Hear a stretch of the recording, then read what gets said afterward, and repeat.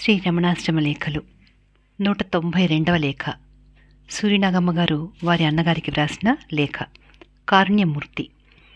ఇది జూన్ 15, 1948న వ్రాసిన లేఖ.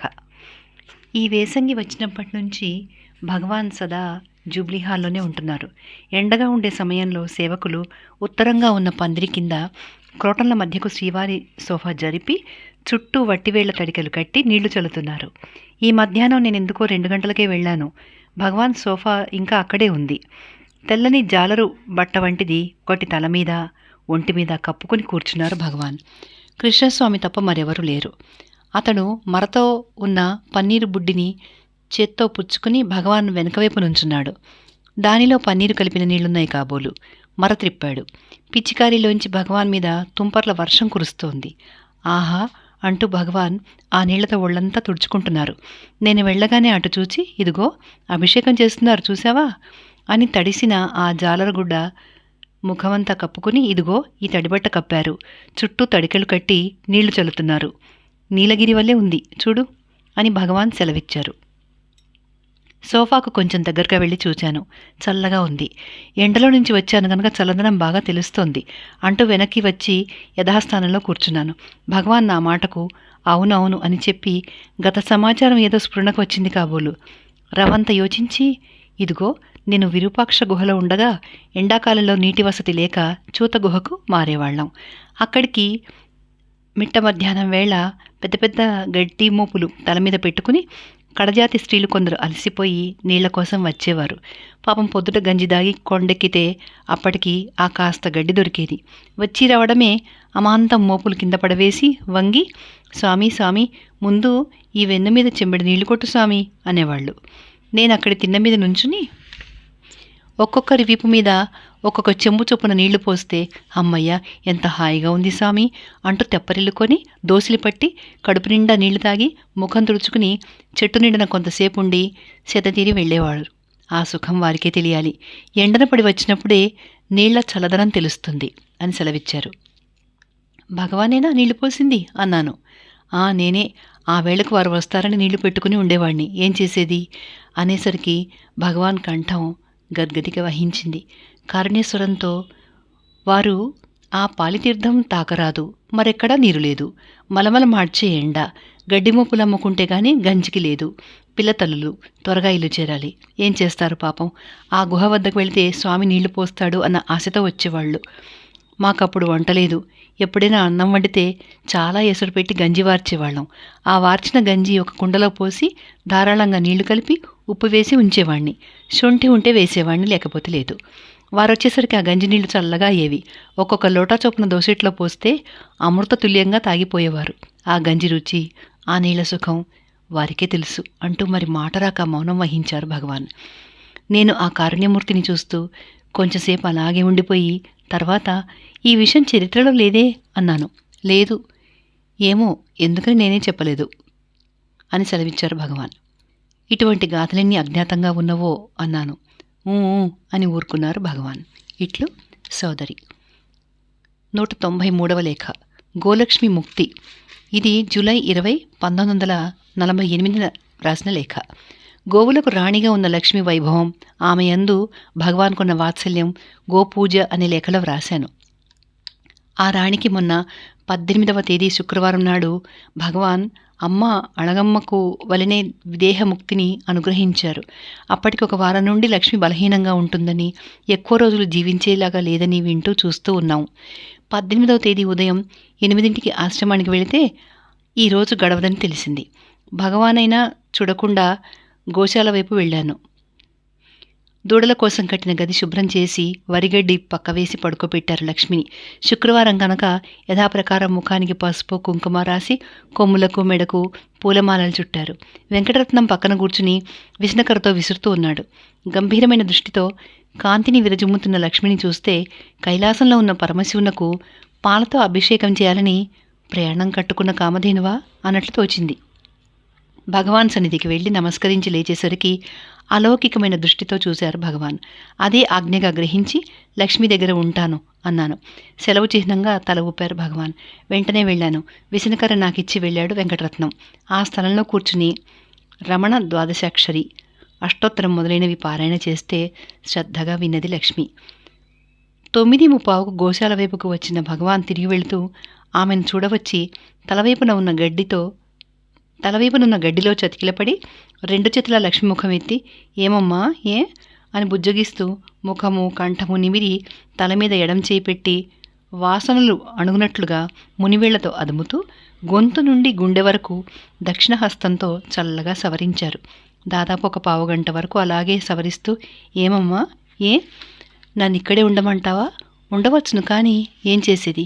నా కోసం అంతా ఇక్కడికి వస్తారు. వచ్చినా మంచిదే, అమ్మకు వలనే అంతా చుట్టూ ఉండవచ్చును. పోని ఎందుకులే, వెళతాను. వెళ్ళనా అని సంబోధించారు. లక్ష్మి ప్రశాంతవదనంతో, బంధరహిత దృష్టితో, బాధాశూన్యమైన శరీరంతో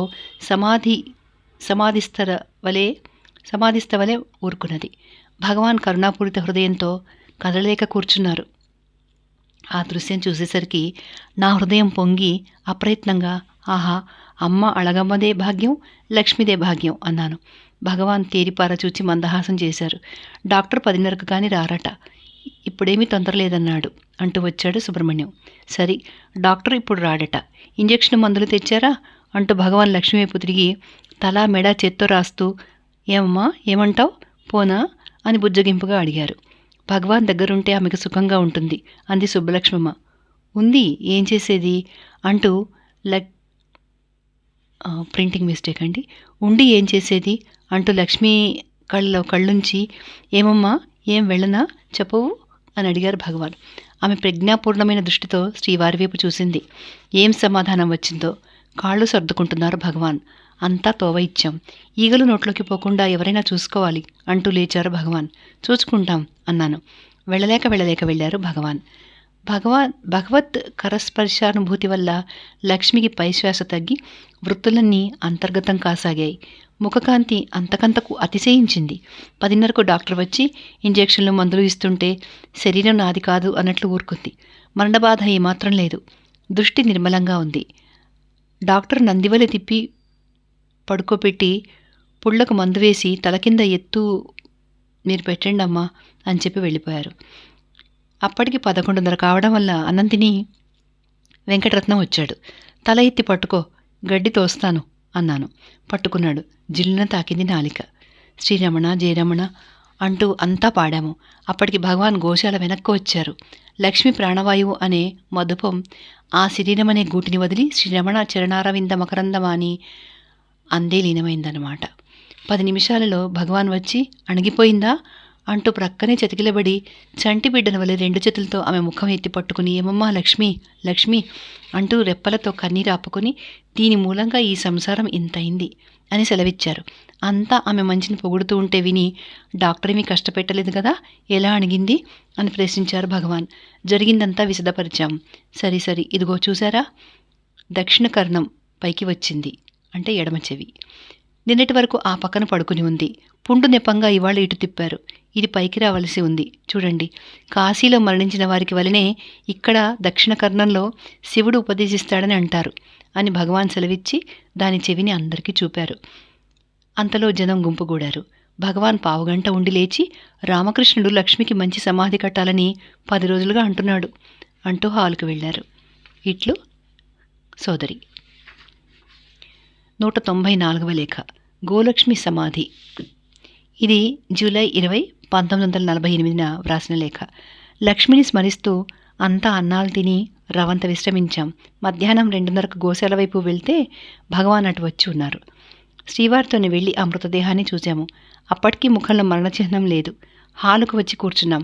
భగవాన్ సాయంత్రం వరకు లక్ష్మి కథలే చెబుతూ సమాధికి సలహాలిస్తూ, అమ్మకు ఇలాగే అభిషేకమయ్యే వరకు ముఖంలో కాంతి తగ్గలేదు. తలవని తలంపుగా సమాధి వేళకు ఎన్నో సామాన్లు వచ్చాయి. పొట్లాలుగా కర్పూరం వేస్తే ఒళ్లే కనిపించలేదు. మేళాలు, తాళాలు, భజన, ఒకటే కోలాహలం. మేమెక్కడో ఒక ప్రక్కన సమాధి చేసి పోదామని తెల్లవారకుండా తెచ్చి పాలితీర్థం వద్ద ఉన్న రావి చెట్టు కింద పెట్టుకున్నాం. ఇటుకలు సున్నము తెచ్చి సమాధి కట్టేందుకు కొంచెం ఆలస్యమైంది. ఇంతలో అంత చేశారు. 10వ నాటికి ఈ అడవికి అంగళ్ళు కూడా వచ్చాయి.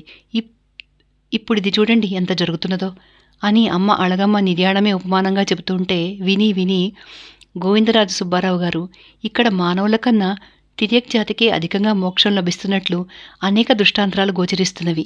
అవి కర్మశేషం అనుభవించడానికే ఇక్కడికి వస్తాయని భగవాన్ అనేకసార్లు సెలవిచ్చారు. చూడగా చూడగా మాకన్నా అవే మేలని తోస్తున్నదే అన్నారు. అన్నిటికీ అలా చెప్పే వీలుంటుందా? ఇప్పుడు ఈ సన్నాహమంతా ఎవరైనా కావాలని చేస్తున్నారా? చేతిలో కాసుండి చేస్తున్నామా? సమయానికి అందరూ పూనుకున్నారు, అన్నీ వస్తున్నాయి, క్షణంలో పని జరుగుతోంది.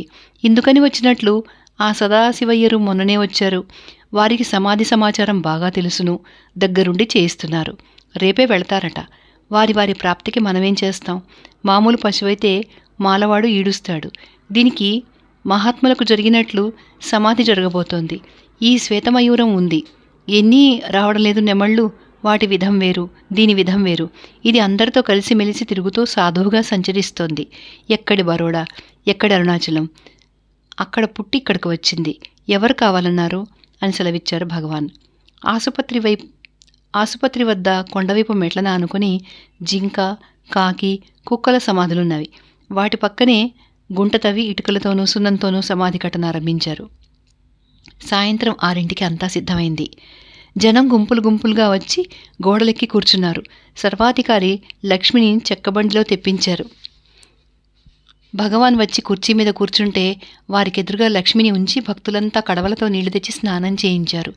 ఆ తర్వాతే పాలు, పెరుగు, నెయ్యి, చక్కెర, తేనె, పన్నీరు కుమ్మరించి జలాభిషేకం చేసి దశాంగ ధూపం వేసి పట్టుకండువా కప్పి ముఖానికి పసుపు కుంకుమ రాచి ఒళ్లంతా పూలమాలలతో నింపారు. కలకండ మొదలైనవి నివేదన చేసి కర్పూరహారతి ఇచ్చేసరికి లక్ష్మీముఖం కళకళలాడుతూ చూసేవారికి ఆశ్చర్యం కలిగింది. సుమారు 7 గంటలకి హరహర మహాదేవ అనే శబ్దంతో భక్తులంతా లక్ష్మిని సమాధిలో దింపేసరికి భగవాన్ శరీరం కంపించింది. రెప్పలతో కన్నీరు ఆపుకున్నారు. భగవత్ కరస్పర్శనంది పవిత్రమైన పత్రిని మొదట సర్వాధికారి లక్ష్మిపైన చల్లారు. తర్వాత భక్తులంతా పసుపు, కుంకుమ, కర్పూరం, విభూది, గంధం, పూలు, ఉప్పు, మన్ను వరుసగా కుమ్మరించారు. క్షణంలో సమాధి పూడింది. భగవాన్ యథాస్థానానికి వచ్చిన తర్వాత ప్రసాదం పంచిపెట్టారు. అదొక కళ్యాణ కలాపంగా ముగిసింది. గోలక్ష్మి గోశాలలో లేదిప్పుడు. 4 గోడల నడుమ కట్టబడే ఆ స్థూల శరీర బంధం తెంపుకుని శ్రీరమణ జ్యోతిర్మయ ఆత్మలో లీనమై ప్రపంచమంతటా తానుగా విహరిస్తోంది సుమా. లక్ష్మీ సమాధి జరిగిన రాత్రి తెల్లవారుజామున భగవాన్ అరవంలో లక్ష్మిని గురించి చర్మశ్లోకంగా ఒక పద్యం రాశారు. మా ప్రార్థనను అనుసరించి భగవానే దానిని తెలుగులోనూ మలయాళంలోనూ అనువదించారు. తెలుగు రాస్తాను చూడు. వెంప శ్రీ సర్వధారి సంవత్సర జ్యేష్ఠాఖ్య మాససిత ద్వాదశిం భార్గవ వాసరము తారక విశాఖ సహితమ్మావు లక్ష్మీ గతి చేరు దినమని చెప్పు. ఇట్లు సోదరి. 195వ లేఖ. ముళ్ళ చెట్టుకు మోక్షం. ఇది జూలై 21, 1948 రాసిన లేఖ. భగవాన్ లక్ష్మీ ముక్తిని గురించి రాసిన పద్యం విన్న ఒక భక్తుడు ఈ ఉదయం శ్రీవారిని సమీపించి, స్వామి, తమ సన్నిధిలో పశుపక్షాదులకు సైతం మోక్షం లభిస్తున్నట్లు ప్రత్యక్షంగా కనబడుతున్నదే, మరి తిర్యక్ జాతికి మోక్షార్హత లేదు అని కదా సిద్ధాంతం అన్నాడు. అదేమి, ఒక మహాపురుషుడు ముళ్ళ చెట్టుకు కూడా మోక్షమిచ్చినట్లు చెప్పి ఉందే అంటూ చిరునవ్వుతో సెలవిచ్చారు భగవాన్.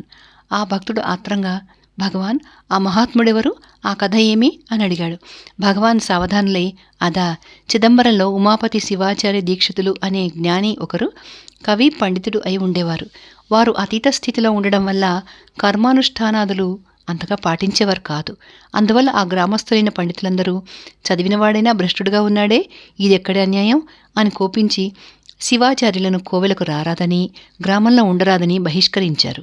అందువల్ల వారు ఊరి బయటనున్న చిన్న మిట్ట మీద పర్ణశాల నిర్మించుకుని అందులో నివసిస్తూ వచ్చారు. పెత్తాన్ సాంబన్ అనే కడజాతివాడు వారికి కావలసిన సామగ్రి తెచ్చిస్తూ అన్ని పనులకు సహాయపడుతూ ఉండేవాడు. ఆ విధంగా కొంతకాలం గడిచింది.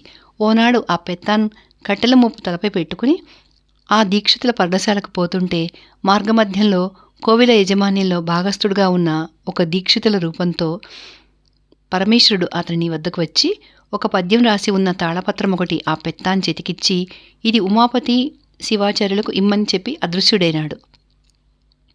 పెత్తాన్ పత్రం తెచ్చి శివాచార్యులకిచ్చాడు.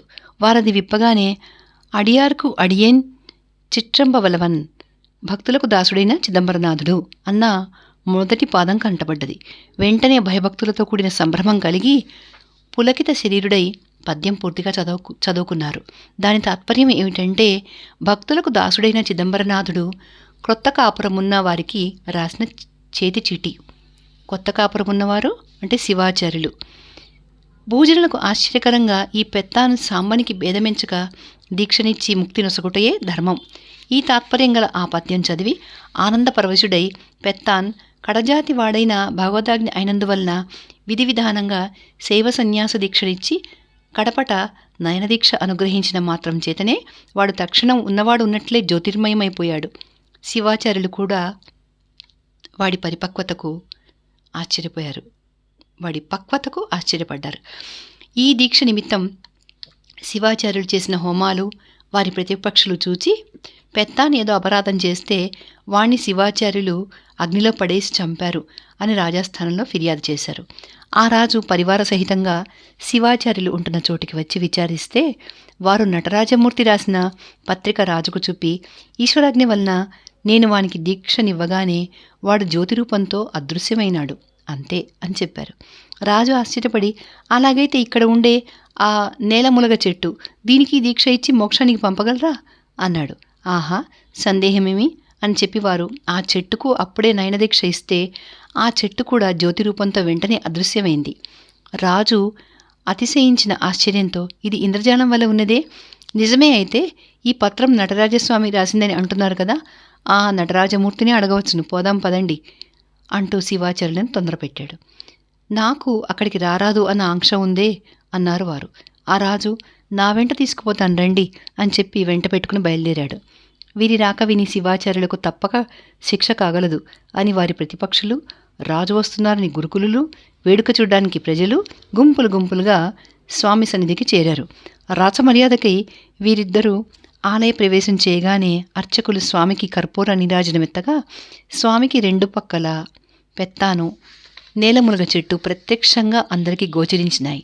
వెంటనే దీక్షితులందరికీ ఆశ్చర్యము భయము కలిగి శివాచార్యుల పాదముల మీద వాలి, మీ మహిమ తెలియక బహిష్కరించినందున మన్నించవలసింది అని ప్రార్థించి వారిని గౌరవ పురస్కారంగా సత్కరించి గ్రామంలోనికి రప్పించుకున్నారు. ఈ కథ చిదంబర మహాత్మ్యంలో ఉంది అని సెలవిచ్చారు. ఇట్లు సోదరి. ఈ 195వ లేఖతో ఈ వీడియో ముగించేద్దామండి. ధన్యవాదాలు.